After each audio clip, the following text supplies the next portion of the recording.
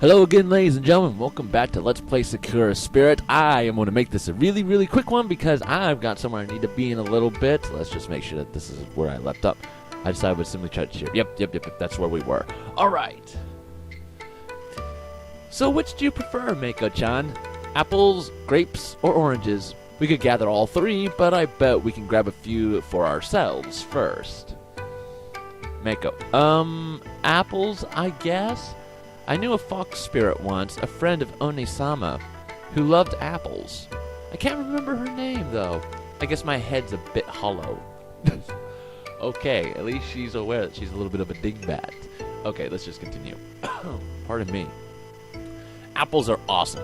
Crunchy on the outside and sweet on the inside, and your head isn't hollow, silly. If that was true, I think I'd still be stuck in that jail cell. Onisama did most of the thinking, though. I just sort of went along with what she said. Oh dear God, is the really weird music going to come up again when they go and start picking fruits together? Well, someone has to take the lead. Besides, I'm so grateful for your help all the same. How about a playfully flicked Mako's forehead with a grin? See, it doesn't sound hollow at all. I'm sure there's plenty of clever thoughts in that pretty little head of yours. Ow! Meanie. Now you know I'm right at least. Anyway, let's get those apples, shall we? Okay. I'll get them. You go grab that basket over there. Alright, let's get down to business. Feeling hyped, I went to grab one of the baskets stacked nearby and returned to Mako, who had started climbing one of the trees. The girl looked accustomed to climbing. Oh God, I think I know where this is going. But her small hands had me a bit worried. Yup. Hanging from the branch with just her legs, she checked to see if the apples were ripe. Mako-chan, be careful, you might slip. Ow! The girl had thrown an apple at me, and while my reflexes let me catch it with ease, the force behind it still stung my palm a little. Of course, I did exaggerate a bit for the girl. Haha, I'll be fine, Taka-kun. I've been climbing these trees all my life. Even the most experienced climbers end up running into trouble if they aren't careful. I smiled weakly at the girl's excited attitude, placing the apple I caught into the basket.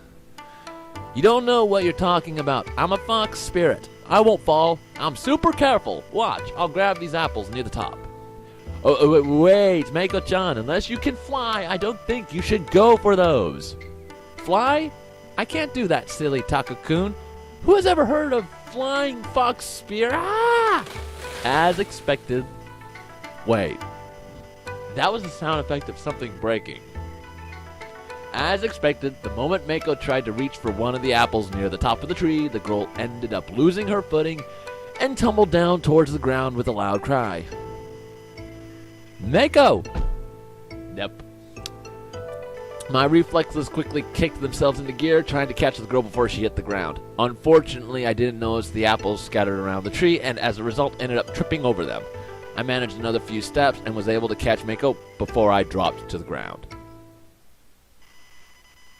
Okay, let's end it there. No, I'm kidding. Let's see if...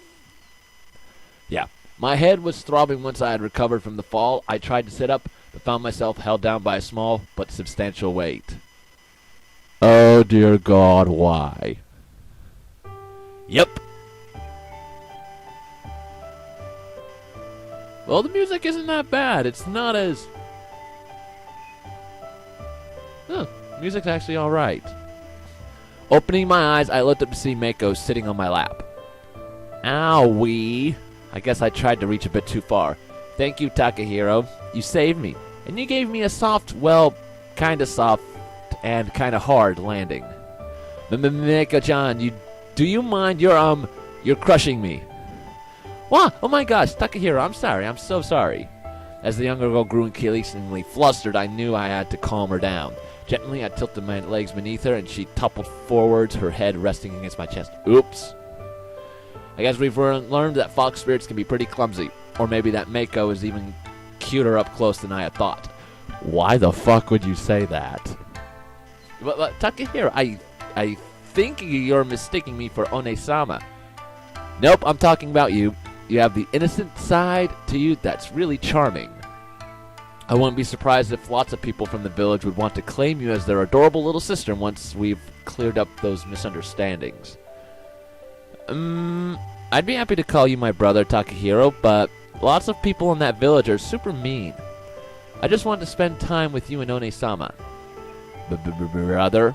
How about darling?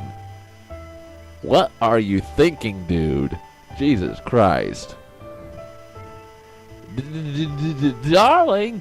I don't know if I'm ready for that. Really? I think we'd be a cute couple. Where the fuck did this come from? Seriously. A hero and a fox spirit living happily ever after. Your sister could stay too. We could raise a little family. I mean, we already have a house, so we would... What is going on? What? Come on, give me some of his internal thought here, because I honestly don't know what's going on in this guy's head. Okay, because it's been a sudden shift in character. Unless it's because he hit his head. That's highly possible. But it falls into that other stereotype of, oh, here we go for the harem bullshit. Oh, God. So we wouldn't have to worry... Okay, just get back to it. Yeah. So we wouldn't have to worry about that, and any guy from my world would kill to have a pretty wife like you. I held back a chuckle, knowing all too well that my teasing was taking effect. What an asshole! And yet I was also happy to see her spirits seemingly lifted. I don't know how... I can't do that type of laugh, so pardon me for my poor attempt. But thank you, Taka-ni. I think Taka-kun would be better. Machiko-san probably wouldn't like another sibling, but I'm glad you cheered up. You didn't seem to You didn't seem to... Wrong too. You didn't seem too happy earlier. The way your tail and ears were hanging low remind me of a scolded puppy. Huh? Oh, right, I was just thinking is all. You know, about that spell I wanted to try. The one that needs the silky wedding undies. Wedding sash. It's kind of like a belt that the bride wears during the wedding ceremony. I doubt any spell involving panties would be a good idea to cast. Oh, I thought it was, well, wedding undies that you wear on your wedding night. Anyway, the spell, I don't know why, but I've wanted to try it for a little while now, and, well, it's a gate spell. Not like those temporary ones.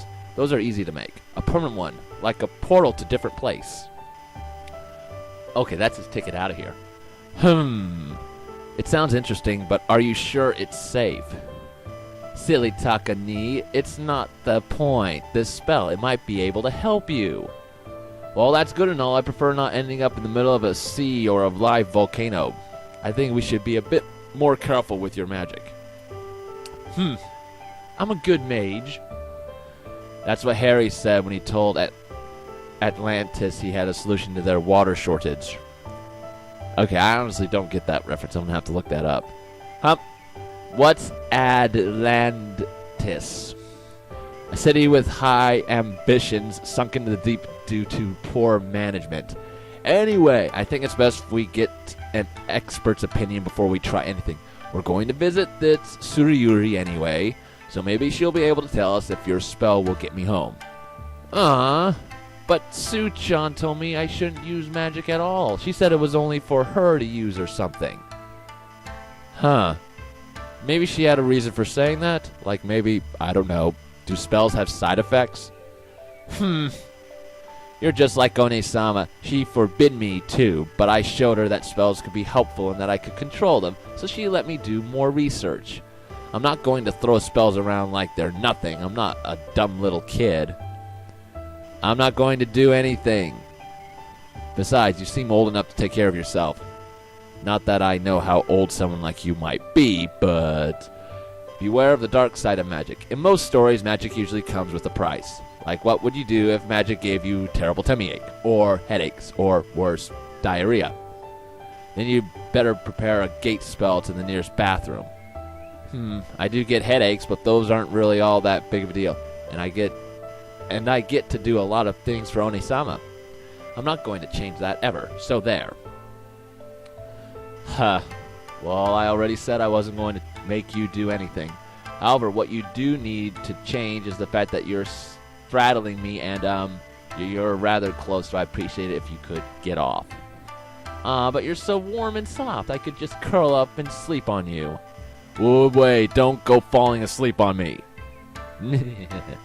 Just kidding. I wouldn't do something like that out here. Maybe tonight, though. It's only fair since One-sama got to do it. But more importantly, dessert. We need to get back inside. One-sama is probably wondering what's taking so long. I couldn't really argue with the girl's impeccable logic. With a smile, I helped the girl to her feet and gathered the few fallen apples into the basket. Okay, that's perfect. Let's just save right here. And I need to render this and get everything set up and then get ready for work. So thank you all so much for watching. This has been James Steiner, and I will see you all in the next video. Goodbye.